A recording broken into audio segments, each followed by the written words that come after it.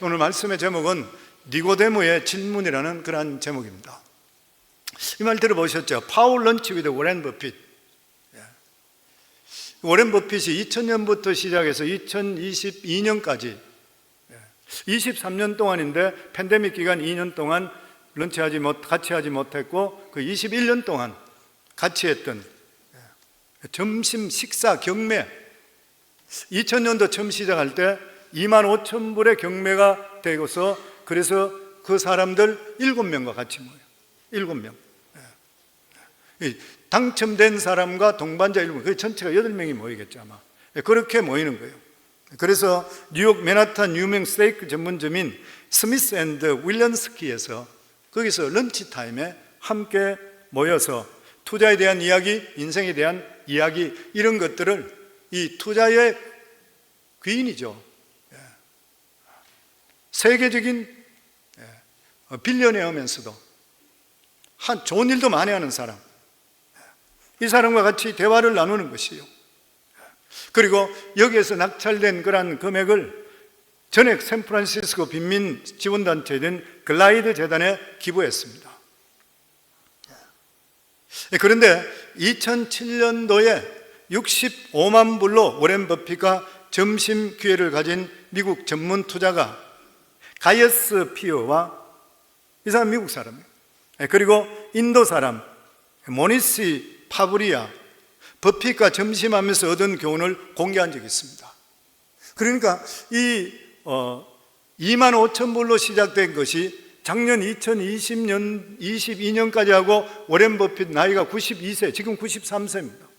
그 92세까지 하고 자기는 이상 더 못하겠다 해서 마지막 할 때 점심 경매가 얼마 붙었냐면 1,900만 불이에요. 그러면서 그때에 2007년도에 이 사람이 들었던 사람, 이 두 사람이 책으로 냈어요. 책으로 내고 또 인터뷰도 했고 CNBC에 인터뷰도 했고, 그러면서 이 사람들이 그 사람들과 이 워렌 버핏과 대화하면서 자기들이 보면은 자기들이 어떻게 투자해야 되는데 투자에 대한 생각을 완전히 발상을 바뀌었다는 거예요. 그리고 인도 사람, 이 사람은 투자 방법을 워렌 버핏과 똑같이 따라가는 거예요. 지금은 월스트리트 헤지 펀드로 거물이 되었다 그래요. 그러니까 이게 65만 불로 점심 먹은 기회지만 1,900만 불로 듣고 했던 교훈이 있는데 5가지, 4가지요. 그 성도님 지금 1,900만 불, 246억짜리 점심 먹고 들었던 걸 우리는 돈 한 푼 안 내고 지금 듣는 거예요. 감동이 별로 없어 보이네요. 그 첫 번째가 뭐냐고 했냐면 approach everything with integrity. 그러니까 어떤 사업을 하든 어떤 사업을 만나든 간에 매사에 진실성을 가지고 접근하라. 이거는 기초적인 이야기잖아요. 이걸 잘 못하는 사람이 있어요. 그런 거예요.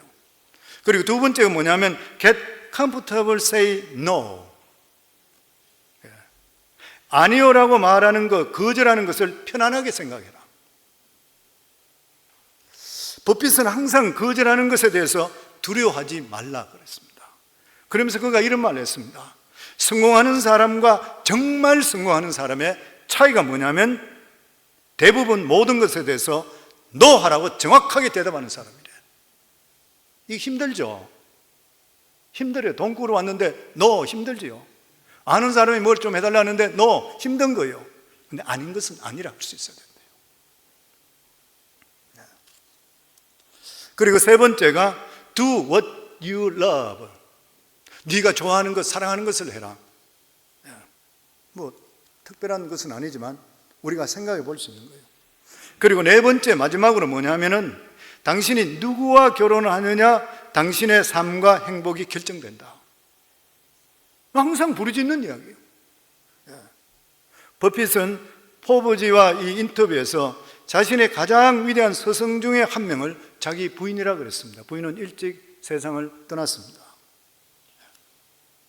그러면서 그가 했는 말 중에 같이 식사하면 사람들이 그런 말을 했다 그래요. 나보다 더 나은 사람들과 시간을 보내세요. 그러면 발전하지 않을 수가 없습니다. 맞는 말이잖아요. 한국에도 우리 어릴 때부터 듣는 것이 치 받아서 친구를 사귀라고 그러죠. 더 나보다 나은 사람과 사귀라는 그런 말이 똑같은 말인 것이에요. 더 나은 사람과 사귀게 되면은 발전하지 않을 수 없다. 신앙도 똑같잖아요. 편한 사람 만나는 것이 아니라 믿음 있는 사람 만나야 돼요. 그래야지 좋은 영향을 끼치는 거예요. 편한 사람은 사회에 나가서 만나서요. 교회 안에서 만나는 사람은 어떤 사람이 하나님과 더 가까운 사람이 그 사람 만나야 되는 거예요. 많은 사람들이 이 워렌 버핏의 투자를 따라 투자하고 워렌 버핏에게 투자와 인생에 질문하기를 원합니다. 왜냐하면 그는 세상적으로 볼 때 굉장히 최고로 성공한 사람이에요. 전 세계적으로 그는 어제 설교 준비하면서 보니까 빌리언이어라서 전 세계 5번째였습니다. 첫 번째, 두 번째 됐지만 지금은 여러 가지 바뀌고 이 사람은 자기 전체 재산의 99%를 기부한다고 이미 서명을 했어요. 그래서 자기가 지금까지 세상적으로 기부했던 돈이 얼마냐면 무려 44조 원이 된다 그래요. 어마어마한 돈이죠. 그런데 그 사람에 대해서 제가 이 사람이 신앙이 어떤가에 대해 봤을 때는 참으로 안타까웠습니다. 그것이 뭐냐면 자기는 불가지론자라, 에그나스틱, 불가지론. 불가지가 뭐냐면 하나님의 존재를 알 수도 없고 입증할 수 없다. 불가지, 모른다는 거예요. 모른다는 말. 지식이 없다 그 말인 것입니다. 미국의 제1의 부호가 누구냐면 일론 머스크입니다. 세계 최고 부자는 루비통 회장이고, 근데 두 번째가 일론 머스크예요. 근데 이 사람이 또한 기독교 방송과 인터뷰했는 것이 유튜브에 나와 있는 걸 제가 들었습니다. 신문에 보니까 있어서 찾아보니까 유튜브에 나와 있었어요. 나와 있는데 들어보니까 그는 예수님에 당신은 어떻게 생각합니까? 그러니까 좋은 선생으로 생각합니다. 성경 누가복음 16장에 보면은 예수님께서 천국과 지옥에 대해서 정확하게 아주 말씀하신 것이 누가복음 16장에 나오는 말씀입니다. 바로 부자와 거지 나사로입니다. 부자는 그 시간에 자색 옷을 입었다 그랬으니까 이 사람은 세상적으로 굉장히 잘 살던 사람. 그리고 그 집에 같이 있던 나사로는, 거지 나사로는 부자의 밥상에 떨어지는 부스러기를 먹고 살던 그런 사람입니다. 근데 두 사람 똑같이 죽었다 그랬어요. 그런데 죽어서 하나님을 알던 나사로는 낙원에 갔고, 그리고 또한 이 세상의 환락과 이 세상의 좋은 것을 다 누리고 있던 이러한 이 부자는 음부로 떨어졌다 그랬습니다. 이것은 바꿀 수 없는 것이에요. 예수님께서 부자 청년을 만났습니다. 율법적으로 완벽했던 사람이에요. 그런데 예수님께서 이 부자 청년은 물질의 우상이 된 것을 아시고 너 재물을 다 팔고 나를 따르라 그랬습니다. 그랬을 때 이 부자 청년은 고민하면서 예수님을 떠나버렸습니다. 성경은 이 세상에 예수 믿지 않는 그러한 사람들을 뭐라 그럽니까? 그 사람이 어떤 일을 했든, 어떤 아무리 좋은 일을 했든, 그 사람이 어떤 능력이 있든 간에 모두 실패한 인생이라 성경이 그렇게 말씀하고 있습니다. 여기는 훌륭한 학자, 정치인, 나름대로 세상적으로 성공한 삶을 사는 모든 사람들이 세상적으로는 인정을 받았을지 모르지만 하나님 앞에서는 모두 실패한 인생이라는 거예요. 이것은 예수 믿고 구원받고 영적인 세계를 보지 못하게 되면 이해가 안 되는 이야기입니다. 일반적으로 살아가는 모든 사람도 하나님이 주시는 일반 은총은 다 받게 돼 있어요. 열심히 하면 열심히 돈 벌 수 있습니다. 잘 살 수 있어요. 얼마든지 할 수 있는 것이에요. 그러니까 우리 인간이 단순히 이 세상에서 성공하거나 실패하지 않았다고 해서 그 사람이 꼭 성공적인 삶을 산 것이 아니라는 것이에요. 하나님 앞에 설 때, 하나님 앞에 진단받을 때 인정받을 수가 있어야 돼요. 그렇기 때문에 오늘 요한복음의 이 말씀은 신앙생활에서 굉장히 중요한 말씀입니다. 굉장히 중요한 말씀이죠. 그 시작이 어느 날 밤에 유대 사회의 거물급 인사입니다.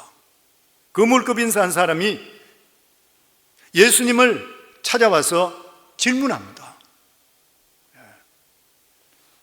워렌 버핏을 찾아가서 투자에 대한 것이 아니라 예수님을 찾아가서 어떻게 하면 자기가 영생을 얻겠습니까? 영적인 문제에 대해 질문하는 것이에요. 이 질문을 통해서 예수님의 대답을 통해 먼저 선택받았던 제자들이 확실하게 영적인 일을 모르고 있다가 니고데모의 질문을 따라 예수님의 대답하신 데 따라서 하나님 말씀을 깨닫기 시작합니다. 3절에서 우리 3장 1절에서 2절에 보면 그런데 바리새인 중에 니고데모라는 사람이 있으니 유대인의 지도자라. 그가 밤에 예수께 와서 이르되 랍비여 우리가 당신은 하나님께로부터 오신 선생인 줄을 아나이다. 하나님이 함께 하시지 아니하시면 당신이 행하시는 이 표적을 아무도 할 수 없음이니이다. 여기서 우리가 알아야 될 것은 지금 예수님을 찾아온 이 니고데모는 지금까지 예수님의 제자된 사람과는 신분적으로 사회적으로 학문적으로 엄청난 차이가 있는 그런 사람입니다.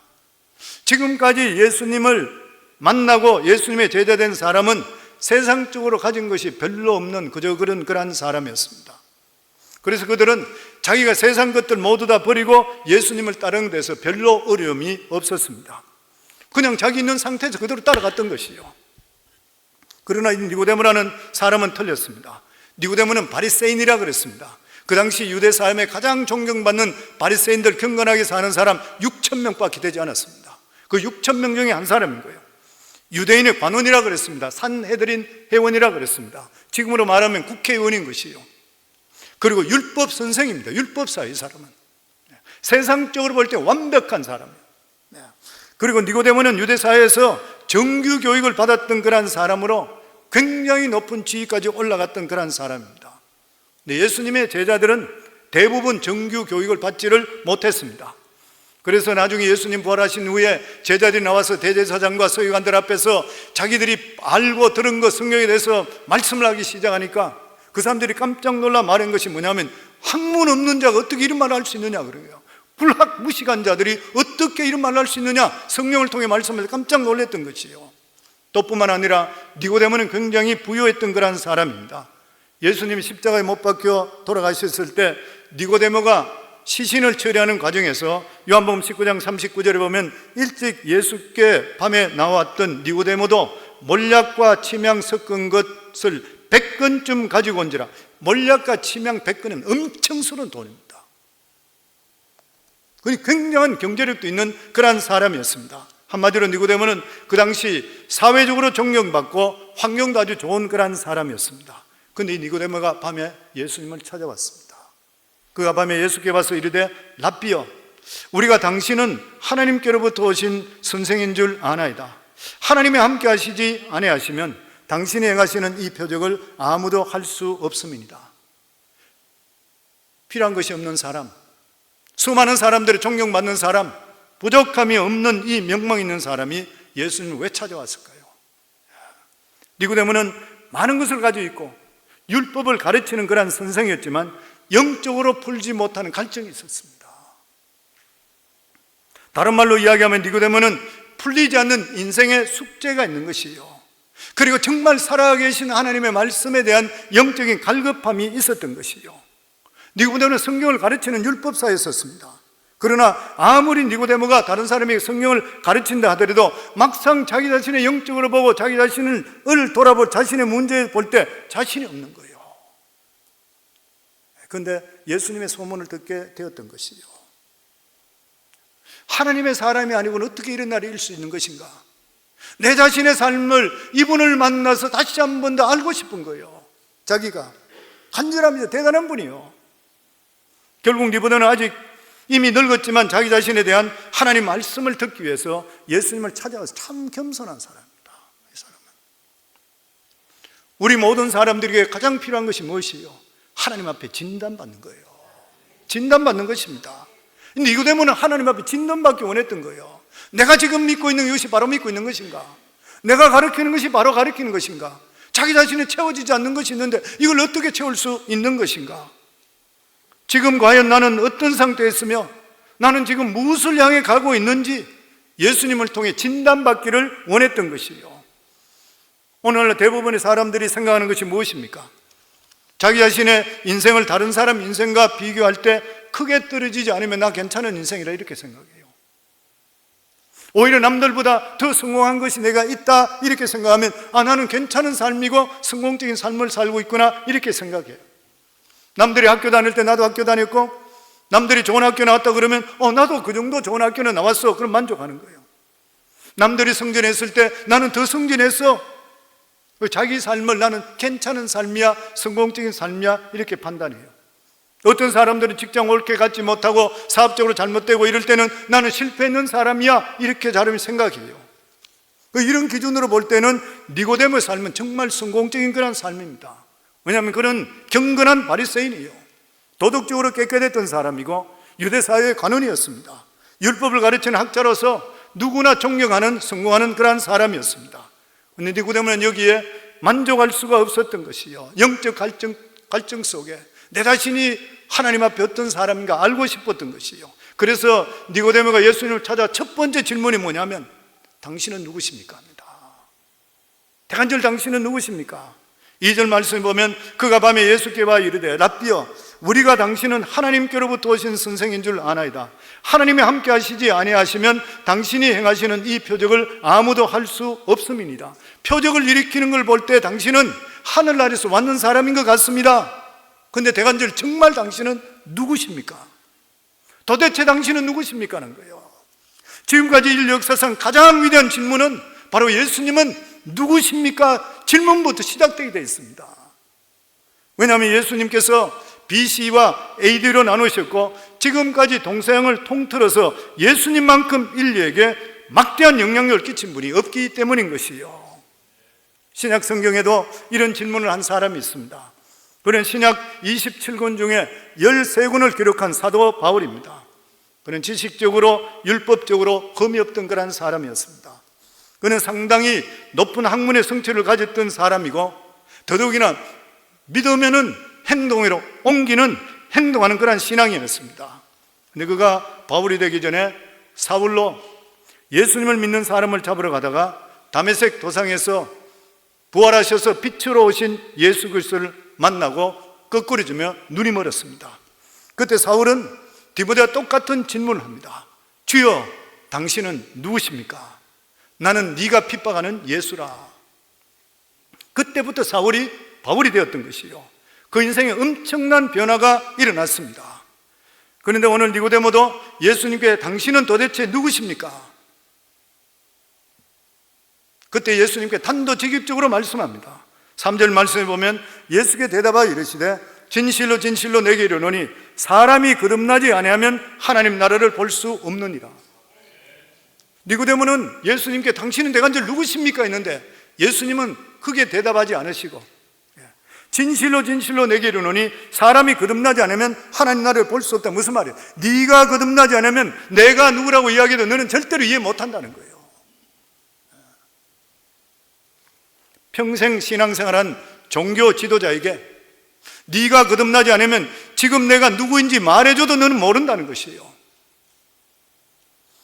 나를 모르니까 당연히 너는 하나님 나라를 볼 수가 없다는 것이죠. 이것은 너는 아직까지 거듭나지 아니하였고 그렇기 때문에 하나님 나라와는 거리가 아주 먼 사람이라. 예수님께서는 니고데모가 아직 태어나지 않은 한 사람으로 보셨는 것이에요. 여기서 예수님께 충격적인 단어를 사용했는데 그것은 바로 거듭난다는 그런 단어입니다. 거듭난다는 말이 영어로는 born again이죠. rebirth라고 하고 두 번째 다시 태어난다는 뜻이죠. 그런데 예수님이 사용한 단어는 이 게네데 아노된 원어로서 이 말 뜻이 위로부터 난다는 그런 뜻입니다. 곧 예수님께서는 육체적인 출생이 아니라 다른 출생이 있다는 거예요. 니고데모는 이 세상에 태어나서 하나님을 아는 유대인으로서 모범적인 사회인이었었고 성경 지식도 뛰어나 성경을 가르치는 학자가 되었습니다. 그런데 예수님이 보실 때 하나님 앞에서는 니고데모는 사람의 존재 자체가 의미를 전혀 없는 사람과 똑같았다는 거예요. 이 세상에 아무리 유명한 학자, 아무리 사람들이 부르는 영 같은 사람이라 하더라도 그 사람이 본어게인 대해서 하나님의 자녀되지 못한다 그러면 하나님 앞에 존재 가치가 없는 거예요. 똑같은 말씀입니다. 여기요. 주님께서는 니고데모가 종교적인 사람이라는 것을 알고 있었습니다. 지금으로 이야기하면 어릴 때부터 예수를 믿었든지 아니면 모태신앙이었을 것입니다. 그는 종교에 대해서 아주 잘 알고 있었습니다. 그러나 그는 피상적으로는 지식으로 구원을 받았다고 생각했을지는 모르지만 그 자신이 실제적으로 하나님 나라를 볼 수 없는 맹인이었습니다. 그래서 예수님께서는 니고데모의 마음을 열어주시기 위해서 핵심을 찔렀던 것이요, 사람이 거듭나지 아니하면 하나님 나라를 볼 수 없다. 지식으로나 행위로나 종교로는 하나님 나라 가는 것이 결코 아니라는 것이요. 이 말을 들었던 이 니고데모는 굉장히 충격을 받습니다. 그래서 또다시 두 번째 질문을 합니다. 그렇다면 사람이 어떻게 다시 태어날 수가 있습니까? 4절 말씀에 보면 니고데모가 이르되 사람이 늙으면 어떻게 날 수 있사옵나이까? 두 번째 모태에 들어갔다가 날 수 있습니까? 거듭난다는 말에 니고데모는 영적으로 생각하지 않고 인간적으로 생각했습니다. 주님, 저 같은 자가 이미 늙었는데 어떻게 이런 사람이 다시 태어날 수 있습니까? 어머니 뱃속에 다시 들어갔다 나올 수가 있습니까? 그때 예수님께 다시 말씀합니다. 5절에 7절 말씀에 보면 예수께 대답하시되 진실로 진실로 내게 이르노니 사람이 물과 성령으로 나지 아니하면 하나님 나라에 들어갈 수 없느니라. 육으로 난 것은 육이요 영으로 난 것은 영이니 내가 내게 거듭나야 하겠단 말을 놀랍게 여기지 말라. 거듭남이란 원어가 아노델이라 그랬죠. 세 가지 뜻이 있습니다. 첫 번째가 시작이고 두 번째는 다시란 말이고 그리고 세 번째가 위라는 뜻이에요. 다시 말하면 거듭남이라는 위로부터 새롭게 시작한다는 거예요. 우리가 예수 진짜 영접하고 나서 우리가 구원받게 될 때는 우리 인생이 새롭게 시작됩니다. 그때부터. 아브라함의 인생도 75세 때 하나님의 부름을 받고 그 인생은 그때부터 시작되고 75세 전에는 기록이 아예 없어요. 다른 말로 하면 우리는 이 땅에 태어났지만 하늘로부터 다시 태어나는 것이 거듭납니다. 그런데 예수님은 물과 성령으로 거듭나지 않으면 하나님 나라에 들어갈 수 없다 그랬습니다. 5절에 보면 예수께 대답하시되 진실로 진실로 내게 이르노니 사람이 물과 성령으로 나지 않으면 하나님의 나라에 들어갈 수 없느니라. 거듭난다는 것은 물과 성령으로 거듭나는 것이요. 예수님께 니고데모에게 이렇게 말씀합니다. 니고데모야, 너희가 다른 것은 필요 없다. 너희가 다른 것을 필요한 것을 요구하는 것이 아니라 학식도 필요 없고 권력도 필요 없고 오직 필요한 것은 물과 성령으로 거듭나는 것이라. 이것이 하나님 나라로 들어갈 수 있는 유일한 길이라. 이것을 말씀하시는 것이요. 그러면은 물과 성령이 무엇입니까? 물은 두 가지로 이야기할 수 있습니다. 물은 첫 번째는 말씀이라 그래요. 왜냐하면 말씀은 들음을 통해서 중생이 일어나기 때문에 믿음은 들음에서 나고 들음은 그리스도의 말씀으로 말미암는다 그랬습니다. 많은 사람들이 물을 침례받아야지 구원받는다 이렇게 생각해요. 특별히 로마의 캐토릭은 그렇게 이해를 합니다. 그래서 영세를 받아야 구원받는다고 그랬습니다. 그러나 이것은 성경적으로 말씀하는 뜻이 아닌 것이요, 침례든지 세례는 절대로 구원이 조건이 될 수가 없는 것이요, 구원은 은혜로 말미암아 하나님이 주시는 선물입니다. 사도행전 16장에 보면 빌립보 간수가 사도에게 그렇게 묻습니다. 내가 어떻게 하여 구원을 얻으리이까? 바울이 침례받으라 그랬습니까? 아니에요. 주 예수를 믿으라. 그러면 너와 내 집이 구원을 얻으리라. 아멘. 예수를 믿음으로 구원받는 것이지 침례가 구원의 조건이 절대 될 수가 없는 것이에요. 에베소서 2장 8절에 9절에 보면 너희가 그 은혜를 인하여 믿음으로 말미암아 구원을 받았나니 이것이 너희에게서 난 것이 아니요 하나님의 선물이라 그랬어요. 행위에서 난 것이 아니니 이는 누구든지 자랑하지 못하게 함이라. 더욱이나 사도 바울은 고린도전서 1장 14절에 나는 그리스도와 가이오 외에 너희 중에 아무에게도 내가 침례를 베풀지 아니한 것을 감사하노라 그랬어요.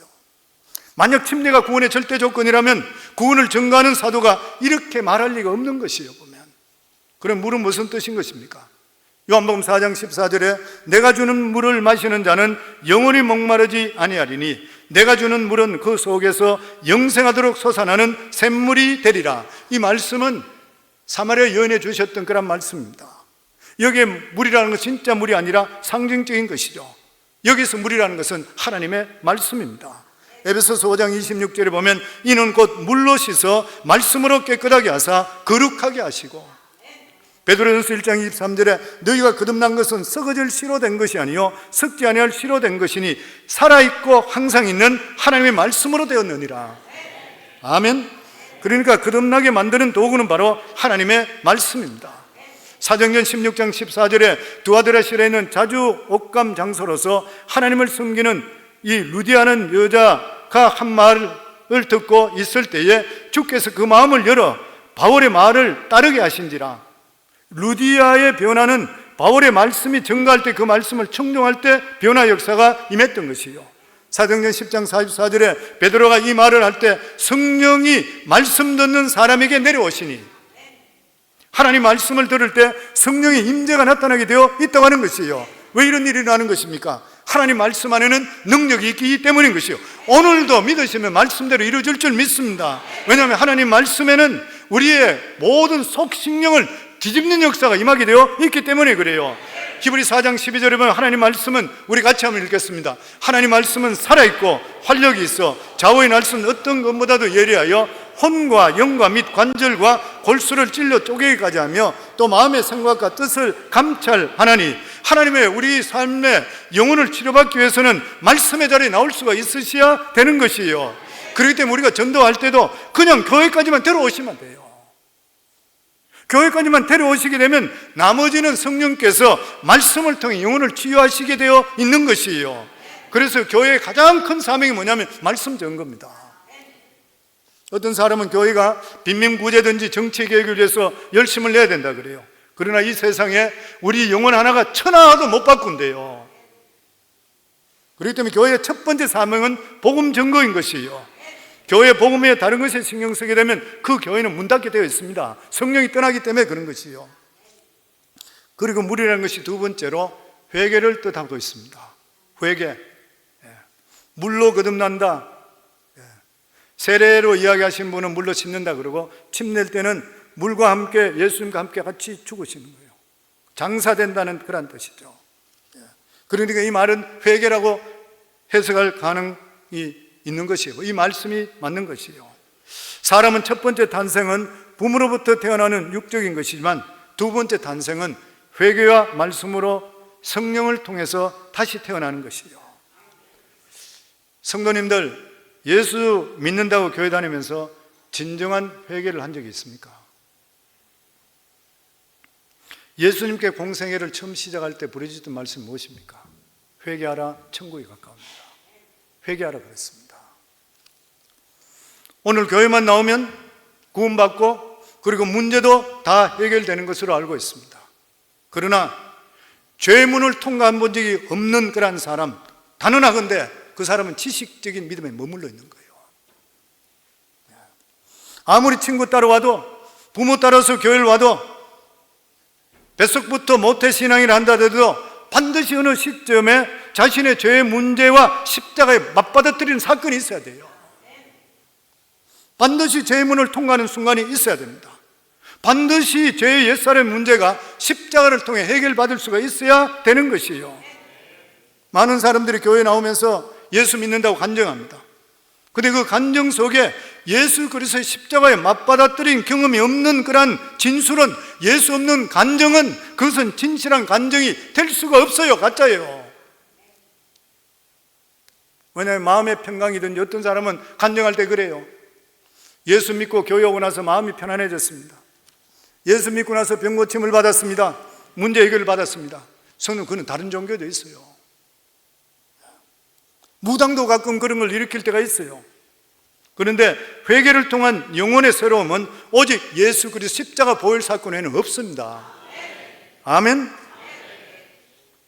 그리고 보면 오늘날 현대 기독교가 사회 지탄을 받는 그런 이유가 뭐냐면 교인들이 너무 쉽게 거듭난 그리스도인으로 받아들이기 때문인 것이에요.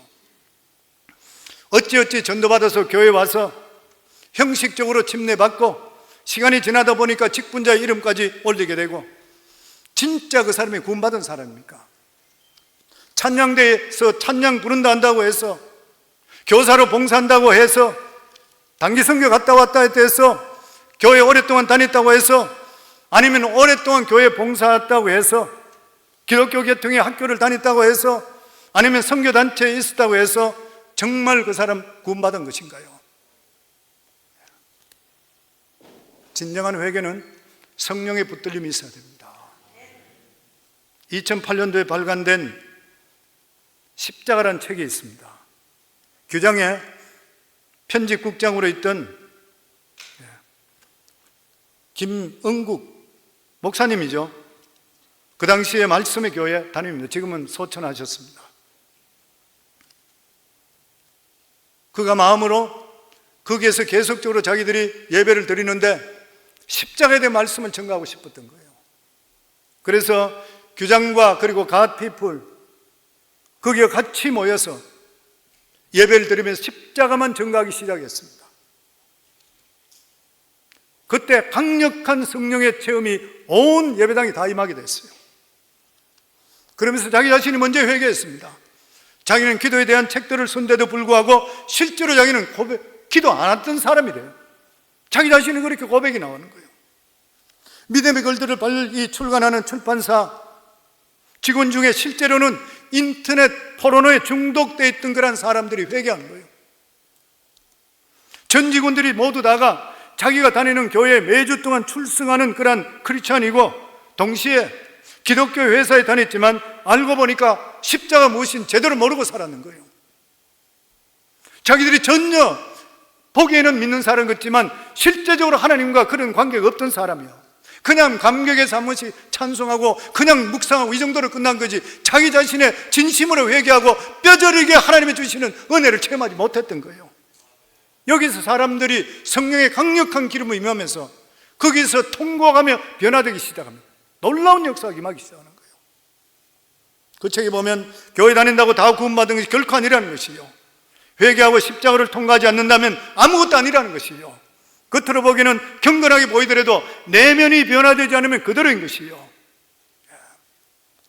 마약을 하고 도박을 하고 그리고 중독되고 이런 것들을 아무리 결심해도 고치기 힘든 것이요, 성령의 기름 부음이 임할 수가 있어야 되는 것이요. 이런 의미에서도 우리 교회에서 성령의 바람이 강력하게 물기를 원하는 것이요, 성령의 바람이 진짜로 회오리밭처럼 몰려오게 될 때에 우리 인생의 변화들이 일어나고 교회도 변화의 역사가 임하게 되어 있는 것이요. 우리는 이 땅에 태어났지만 하늘부터 다시 우리 자신들이 태어나야 됩니다. 신약 성경에도 보면 예수 이름을 부른다고 해서 다 구원받는 것은 아니라 그랬습니다. 마태복음 7장 22절로 보면 그날에 많은 사람이 나더러 이르되 주여 주여 우리가 주의 이름으로 선지자 노릇하며 주의 이름으로 귀신을 쫓아내며 주의 이름으로 많은 능력을 행하지 아니하였나이까 하리니 그때에 내가 그들에게 밝히 말하되 내가 너희를 도무지 알지 못하니 불법을 행하는 자들아 내게서 떠나가라 하리라. 예언하는 선지자나 많은 기적을 일으킨 사자도 구원받지 못했다 그러면 하물며 교회 다니면서 교적부에 이름만 올렸다고 구원받았다고 누가 장담할 수 있어요? 어떻게 자신의 죄의 문제에 대해서 직면해 보지도 않고 십자가의 구원에 대해서 한 번도 감격해 보지 않고 죄사함에 대해서 한 번도 감사하고 감격하지 않으면서 어떻게 구원받았다 할 수 있어요? 하나님의 자녀 되었다면 하나님께서 우리에게 말씀하시기를 네가 내 자녀 되었느냐 혈통 증명서를 보이라면 어떻게 할 거예요? 우리 삶 속에서 진정한 회개 없이 우리 삶 속에 절대 구원은 없는 것입니다. 부모가 예수 잘 믿어 믿음의 유산을 받았다 한다 하더라도 죄의 옛사람이 통에 잡아감이 없다면 결탄코 부모의 혈통으로 천국 가는 일은 없는 것이요. 빌리그레 목사는 그런 말을 했습니다. 하나님은 손자가 없다 그랬어요. 하나님은 손자 없다 그랬습니다. 하나님은 자녀만 있을 뿐이지 아버지가 예수 잘 믿는다고 어머니가 잘 믿는다고 손자까지 구원시키는 결코 아니라는 것이요. 구원은 단체로 받는 것이 아니라 아내가 믿음이 좋다고 남편이 믿음 좋다고 덩달아 천국 가는 것이 아니라는 것이요. 회개라는 것을 통해서 죄의 문을 통과할 때에 우리 삶 속에 구원의 문이 열리게 되어 있다고 하는 것입니다. 거듭남이란 하나님부터 다시 태어나는 것이요, 이것은 물과 성령, 말씀과 회개를 통해 성령의 임재로서만 가능합니다. 성령의 임재를 체험하게 될 때 예수 그리스도 십자가가 나를 위한 십자가는 그때 깨닫게 돼요. 그때 깨닫게 돼요. 그래서 제가 우리 교회에서도 새가족반 하면서 그렇게 제가 부르짖는 게 그거예요. 그래서 저는 교회에서 목사가 오든 전도사가 오든 장로가 오든 권사가 오든 누가 오든 세 가지 건 반드시 거치라 그래요. 왜냐하면 다시 한 번 더 구원의 역사가 임할 뿐만 아니라 신앙을 다시 정립하는 게 중요해요. 제가 그랬기 때문에 그래요. 내가 신앙생활을 그랬기 때문에 그래요. 그래서 제가 신학교에 초청받아서 설교 부흥회를 할 때마다 첫 번째 저녁 시간은 항상 구원이에요.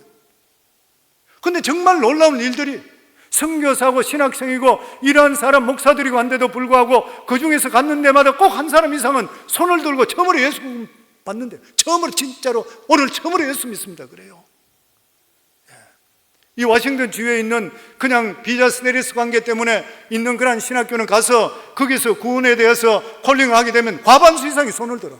그거는 스트레스 때문에 일하고 다니기 때문에 어쩔 수 없다고 하더라도 예수 믿는 사람이 너무 많은 것이에요. 예수님은 거듭남에 대한 말씀을 자신의 십자가로 결론을 내렸습니다. 14절 15절에 보면 모세가 광야에서 뱀을 든 것 같이 인자도 들려야 하리니 이는 그를 믿는 자마다 영생을 얻게 하려 함이라. 우리가 이거는 민수기에 나온 너무나 사건 잘 알고 있습니다. 불뱀 사건으로 모두 독사의 도구로 죽어갈 때에 하나님께서는 이스라엘 백성들에게 살 수 있는 길을 제시해 주셨습니다. 그것은 이스라엘 자손들이 자기들을 물었던 이 뱀을 노수로 만들어서 장대에 높이 달면 그것을 보는 자마다 산다는 것이요. 이스라엘 백성들을 죽게 했던 것은 교만이고 하나님께 대한 불순종입니다. 그 대신에 그들을 살게 하는 것은 하나님에 대한 말씀을 믿는 것이고 순종인 것이요. 예수님 우리 죄를 위해서 십자가에 높이 달려셨습니다. 그러므로 오늘도 우리가 예수 그리스도를 믿기만 하면 구원의 역사가 임하게 되어 있는 것이요. 우리 자신이 가지고 있는 거 잘나고 못나고 전혀 상관없습니다. 마지막 순간에도 진실하게 예수 그리스도만 영접한다면 우리 삶에는 하나님의 놀라운 구원의 축복이 임하게 되어 있는 것이요. 제가 여러 가지 설교를 준비하면서 쭉 찾아보다 보니까 한국의 현대 고 정주영 회장 임종 때 이야기가 나와 있었습니다. 이 사람 예수 믿지 않던 사람이에요.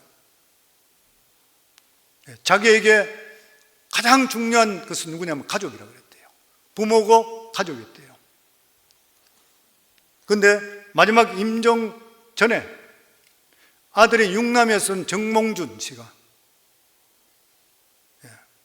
온누리교회 성도였었던 거 봐요.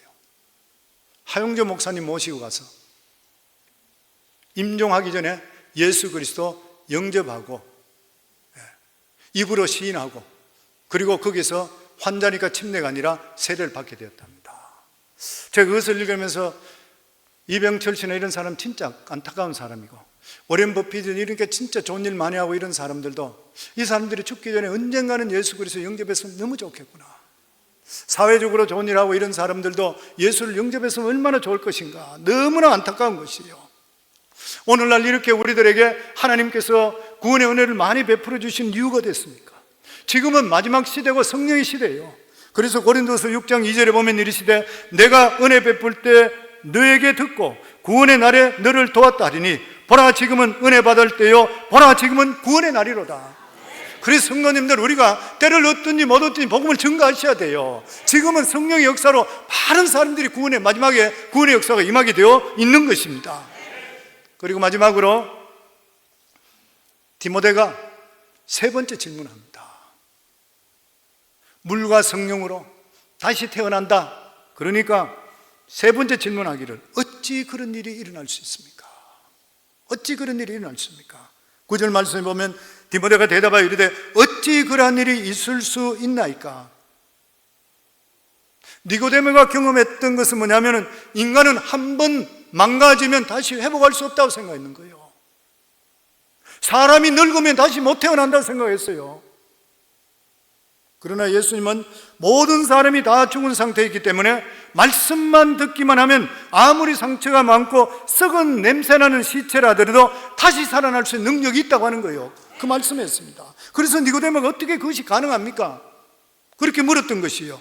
그러자 예수님은 하늘의 일을 대해서 설명하셨습니다. 그것이 10절에서 12절 말씀입니다. 우리 같이 읽겠습니다. 예수께서 그에게 대답하여 이르시되 너는 이스라엘의 선생으로서 이러한 것을 알지 못하느냐? 진실로 진실로 내게 이르노니 우리는 아는 것을 말하고 본 것을 증거하노라. 그러나 너희가 우리의 증언을 받지 아니하는도다. 내가 땅의 일을 말하여도 너희가 믿지 아니하거든 하물며 하늘의 일을 말하면 어떻게 믿겠느냐? 어떻게 그런 일이 날 수 있습니까? 그러니까 지금 예수님께서 하시는 말씀이, 너는 성경에 그래 나와 있는 말씀을 못 믿느냐? 저는 이 말씀을 보면서 아브라함이 생각났어요. 아브라함이 나이가 99세 때 되고, 그리고 사라가 89세가 되었을 때에 소돔과 고모라 성을 멸망시키기 위해서 하나님과 천사들이 아브라함과 만나게 돼, 아브라함을 지나가게 되잖아요. 잘 대접하고 나서 떠나시게 될 때에 하나님께 그렇게 말씀합니다. 내년 이맘쯤 될 때에 너희가 아들이 있으리라. 그랬을 때 장막 뒤에서 그 이야기를 들었던 사라가 웃었습니다. 내 나이 89세, 내 남편 99세에 무슨 저런 말씀을 하십니까? 웃었던 것이요. 그 속으로 웃으면서 하는 말이, 우리가 나이가 이렇게 늙고 많은데 어찌 그런 일이 생기겠습니까? 그랬더니만 하나님께서 뭐라 그랬습니까? 하나님께서 능치 못하심이 없겠느냐. 저는 이 말이 굉장히 중요한 말씀을 생각합니다.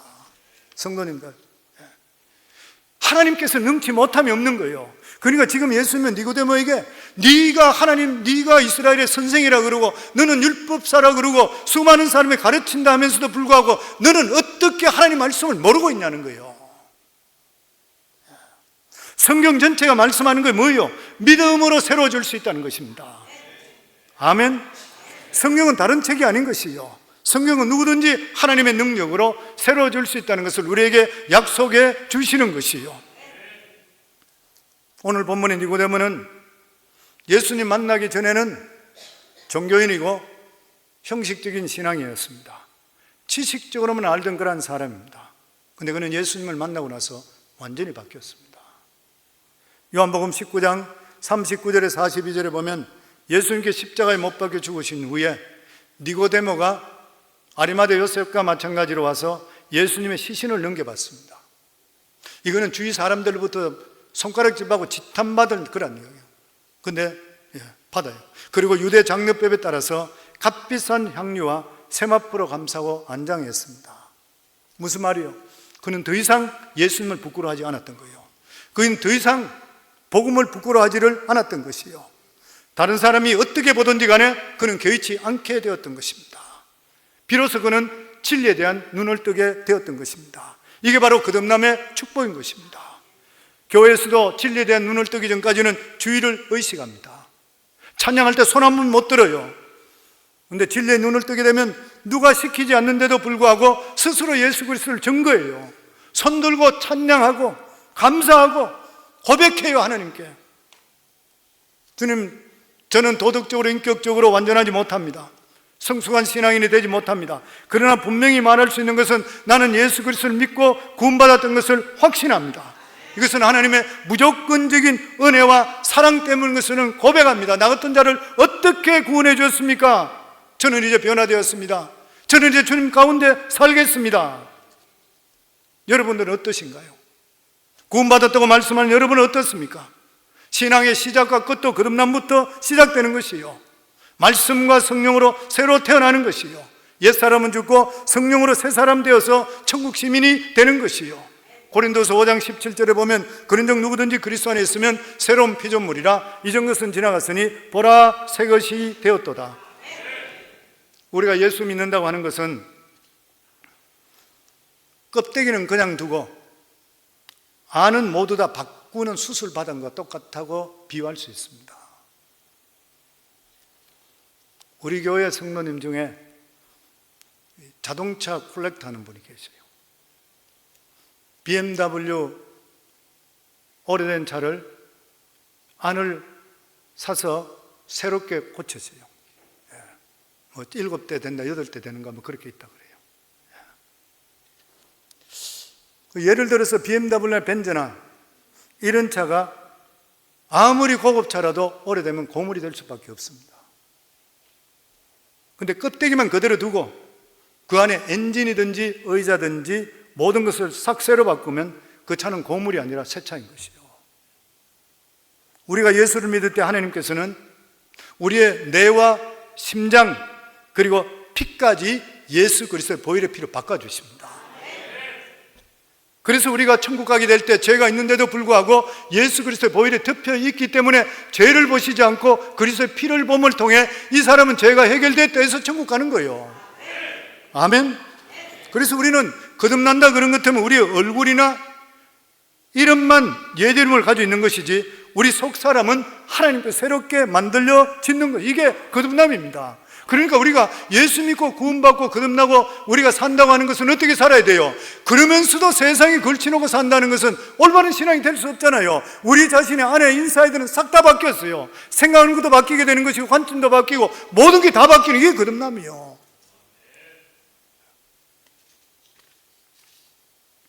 하나님께서는 우리 안에 성령을 넣으셔서 우리의 생각과 죄의식과 옛날 감정과 모든 것을 예수님 것으로 바꿔주시는 거예요.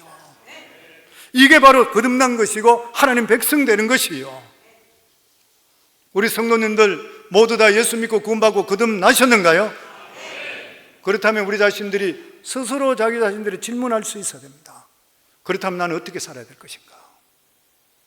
내가 정말 거듭나고 구원받았다면 어떻게 살아야 될 것인가? 우리는 항상 성령의 충만함을 우리 마음속에 사모할 수가 있어야 되고 우리 마음과 감정을 믿음으로 말씀으로 늘 새롭게 살려고 노력할 수가 있어야 되는 것이고 또한 우리가 나는 할 수 없다고 생각하는 이러한 처지와 생각에서 매이지를 말아야 돼요. 왜냐하면 예수님께서 할 수 있거든요. 무슨 말이냐? 믿는 자에게 능치 못함이 없다고 했으니까 우리 삶 속에 어떤 일이 있다 하더라도 하나님께서 하신다면 아브라함이 주신 말씀이에요. 믿는 자에게 능치 못할 일이 있겠느냐? 하나님께 능치 못한 일이 있겠느냐? 우리는 어떤 속에서도 우리 삶 속에 긍정적으로 기쁨으로 살아갈 수 있어야 되는 것이에요. 나는 모든 것을 능력 안에서 할 수 있다는 마음으로 살아갈 수 있어야 돼요. 왜냐하면 예수 그리스도로 말미암아 하나님의 자녀 되었기 때문인 것이에요. 그 대신에 우리의 살아가는 삶은 죄악에서 깨어나야 됩니다. 죄와 타협하지를 말아야 되는 것이에요. 우리는 그럴 시간이 없어요. 적당히 살아갈 시간이 없어요. 지난주에 어떤 우리의 성도님 가정에 보니까 같이 일하는 종업원 데려있던 사람이 저녁에까지 늦게 일하고 같이 일하고 헤어졌는데 그 다음날 아침에 안 나오기를 연락했더니만 그 밤에 심장마비로 죽었다 그래요. 얼마나 샥받은지 몰라. 나이도 아직까지 얼마 되지 않았는데 우리의 시간이 얼마나 될지 모릅니다. 성도님들 나이 적고 많고 상관할 거 없는 것이에요. 보면 오늘도 이 시간에 우리 자신들 다시 돌아봐야 돼요. 그래서 우리는 성령의 충만을 받기를 사모하고 믿음으로 살기를 간절히 원해야 돼요. 그래서 우리 교회 성령의 바람이 강력하게 불기를 사모할 수가 있어야 되는 것이에요. 성령의 바람을 통해 우리 삶이 변화되고 교회가 더욱더 변화되고 하나님의 뜻을 이룰 수 있는 삶을 살아갈 수 있어야 되는 것이에요. 무엇보다 거듭난 사람들은 거룩한 삶을 살고 하나님의 영광 위에 살아갈 수가 있어야 돼요. 우리들은 이런 엄청난 축복을 받은 사람들이라는 것을 믿으시는가요? 성도 우리는 정말 하나님이 주시는 큰 복을 받은 사람이에요. 저와 우리 성도님 모두 다 다시 한 번 더 우리 자신들이 확실히 거듭났다면 내 삶을 다시 돌아보고 어떻게 살아야 됐던 것을 다시 재결단하고 살기를 주 이름으로 축원합니다.